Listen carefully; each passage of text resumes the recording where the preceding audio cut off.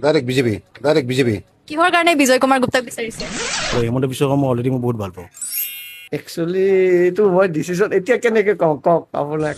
বিধানসভা নিৰ্বাচনক লৈ এতিয়া প্ৰস্তুতি তুংগত চলা দেখিবলৈ পোৱা গৈছে। গুৱাহাটীৰ চেণ্ট্ৰেল গুৱাহাটী হৈছে এনেকুৱা এটা সমষ্টি যিটো সমষ্টি এতিয়া অতিকৈ চৰ্চাত আছে। এফালে আছে এগৰাকী অনা অসমীয়া বিজয় কুমাৰ গুপ্তা আৰু আনফালে আছে খিলঞ্জীয়া এগৰাকী যুৱনেত্ৰী জেনজি কুংকি চৌধুৰী। কাক বিচাৰিব এইবাৰ?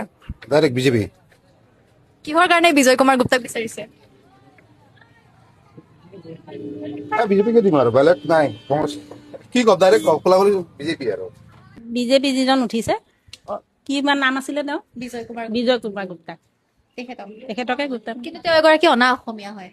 অনা অসমীয়া হ'লেও তেওঁক যে টিকেট দিছে আকৌ তেওঁকতো চৰকাৰৰ ফালৰ পৰা টিকেট দিছে সেইটো কাৰণে তেওঁকে ছাপোৰ্ট কৰিব লাগিব আমি। আপুনি কাক কৰিব চাপৰ্ট? মই তেওঁকে কৰিম আৰু ছাপৰ্ট। আমি তেওঁৰ ফালে হে কৰি আছোতো তেওঁকে মই ছাপৰ্ট কৰিছো। মই অসমীয়া বা খিলঞ্জীয়া কথা মই নাজানো। হিমন্ত বিশ্ব শৰ্মা য'ত থাকে মই তাতে আছো। মই নামানে মই হিমন্ত বিশ্ব শৰ্মা বহুত ভাল পাওঁ। এগৰাকী অনা অসমীয়াক ভোট দিব আপুনি? হয় কিহৰ কাৰণে? তেওঁতো টোটেলি নতুন এই সমষ্টিটোত। চৰকাৰ চাইকেল দি আছো এগৰাকী সচেতন নাগৰিক হিচাপে আপুনি কাক বিচাৰিব? সচেতন নাগৰিক হিচাপে ঘৰত মানে নিজৰ চিটিখন ভাল হোৱাটোৱে বিচাৰিম। চাওঁ মই চিন্তা কৰি চাম, এনেকুৱা কথা নহয়। এতিয়া অসমীয়া অন অসমীয়া মই ডিচাইড কৰা নাই। কিহৰ বাবে তেওঁ চাপৰ্ট কৰিব? বিজেপিয়ে আমাক বহুতখিনি সেয়া কৰিছে, বহুতখিনি সহায় পাইছোঁ আমি বিজেপিৰ পৰা।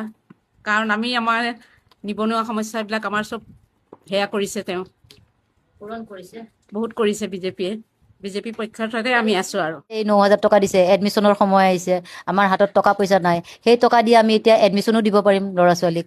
নহ'লেতো কিছুমান মানুহ আছে ধৰক এডমিশ্যনো দিব নোৱাৰে। আমাৰ সেইটো এটা সুবিধা হৈছে এই 9,000 টকাটো দিয়াৰ পৰা।